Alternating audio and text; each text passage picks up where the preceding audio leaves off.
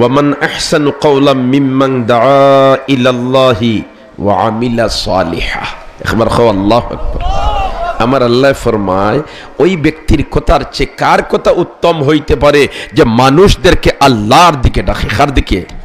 বাতনা কার দিকে? আল্লাহর দিকে ডাকে। ওই ব্যক্তির কথার চেয়ে কার কথা উত্তম হইতে পারে যে মানুষদেরকে আল্লাহর দিকে ডাকে।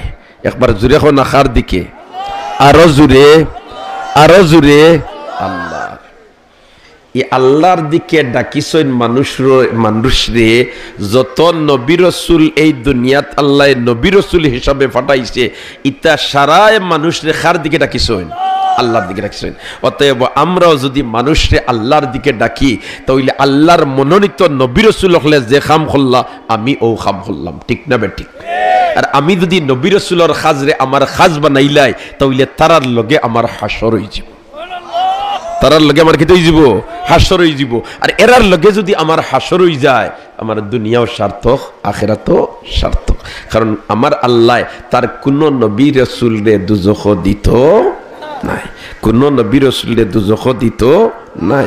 অতএব তারার আদর্শে আদর্শবান বনিয়া তারার খাজরে নিজের খাজ বানাইয়া যদি এই দুনিয়ার স্বল্প সময়ের জিন্দগিটা কাটাই লিতাম পারি, তাহলে অনন্ত অসীম জিন্দগি সামনে যেটা, আর এটার মধ্যে আমরার শান্তি আর শান্তি, আরাম আর আরাম আল্লাহ রাখিয়া তৈছেন। আল্লাহ আমরা রে তোমার দিকে মানুষরে ডাকবার তৌফিক দেখো। আমিন।